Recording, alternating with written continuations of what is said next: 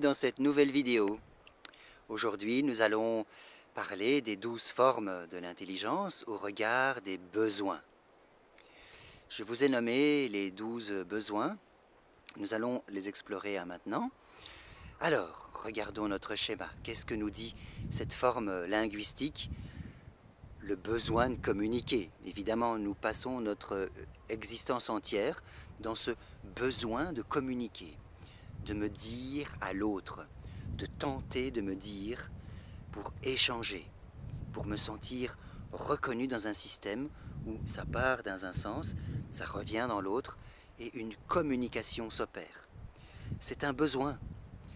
Si nous voulons faire du mal à une personne ou si nous voulons explorer des dimensions de nous-mêmes, on la place dans le silence, elle se place elle-même dans le silence. Donc c'est clairement qu'il y a un besoin de communication chez l'humain. Ensuite, regardons notre schéma. Au niveau visuel, c'est un besoin d'harmonie. Oui, parce que les humains passent leur temps à créer de l'art. On appelle ça de l'art d'ailleurs. C'est un réagencement des éléments de la nature pour nous donner une harmonie plaisante qui va nous donner un plaisir. Et en général, c'est harmonieux. Parce que ce qui est laid pour nous est disharmonieux. Donc c'est un besoin de générer de l'harmonie. Voyons notre troisième point du schéma. Au niveau logique, c'est le besoin de compréhension. Nous avons cette fâcheuse tendance à ordonner.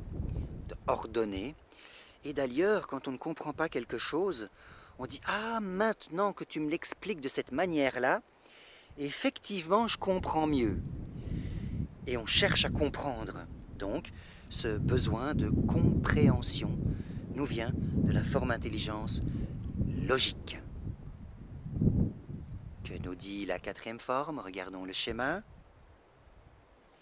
Au niveau interpersonnel, le besoin de conformité. Et le besoin de conformité nous parle des jeux de pouvoir.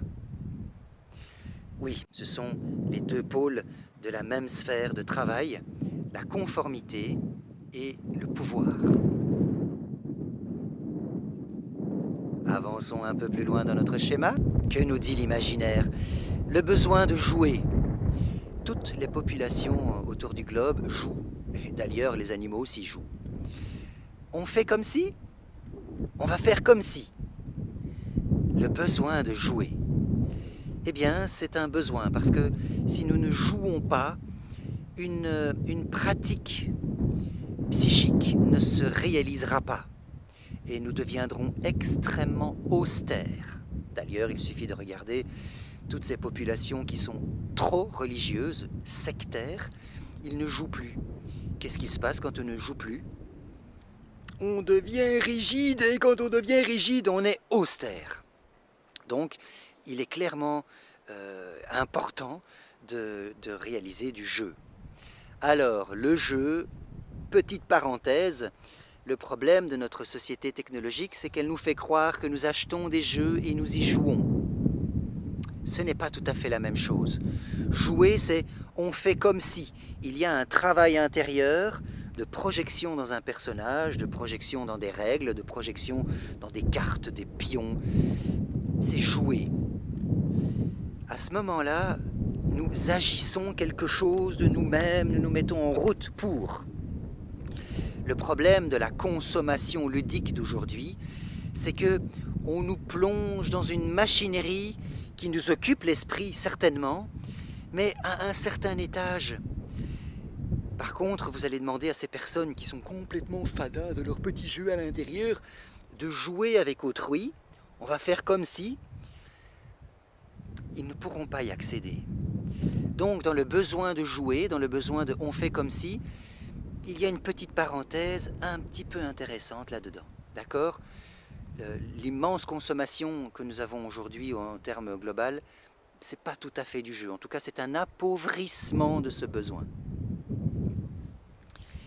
Voyons un peu plus loin, au niveau existentiel que nous dit le schéma, c'est le principe d'ordre supérieur unifiant. Alléluia! Le besoin d'ordre supérieur unifiant.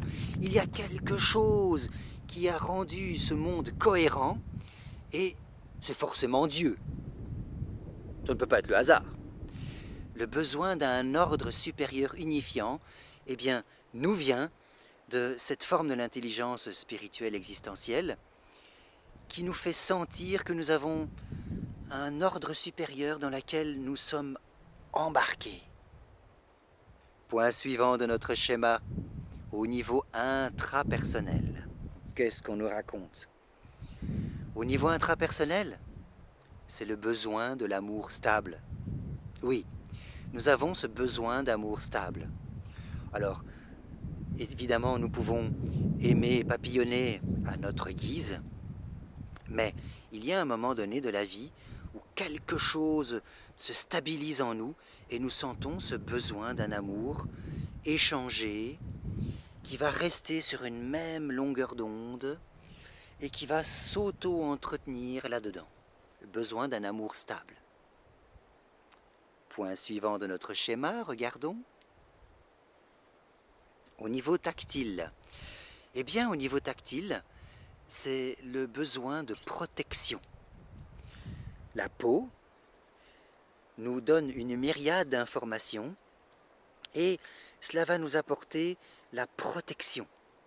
Si je reçois des coups sur la peau, si je reçois des caresses, je vais le vivre totalement différemment. Eh bien, lorsque je suis caressé, que je me détends de tout mon corps et de tout mon être, à ce moment-là, la protection est en état de bien-être. Bien-être, synonyme de protection en termes de besoin. Allons un petit peu plus loin dans notre schéma. Évidemment, au niveau gastronomique olfactif, c'est un des besoins de base, le besoin de manger et de boire. Allons un petit peu plus loin. Au niveau naturaliste, au niveau de la nature, c'est mon besoin d'autonomie. J'ai besoin de me sentir libre.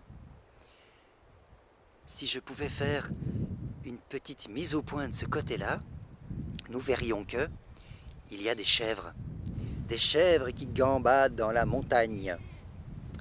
Et oui, le besoin d'autonomie, la chèvre de Monsieur Seguin. Elle veut la liberté, elle veut gambader dans la nature. Nous les humains, nous avons besoin de cette autonomie.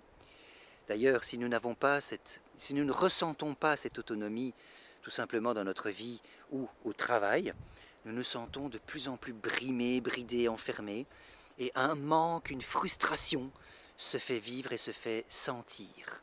Le besoin d'autonomie est assez important. Allons un petit peu plus loin dans notre schéma. Au niveau kinesthésique, bien sûr, c'est le besoin de respirer, manger, boire et bouger. Respirer, manger, bouger. Respirer, manger, bouger sont des besoins élémentaires de base que nous connaissons. D'ailleurs, si on veut faire du mal à un humain, on le prive de sa liberté de mouvement. Oui, maintenir, contenir les humains fait partie des formes de torture qui existent. Donc forcément, c'est un besoin de bouger et de s'agiter.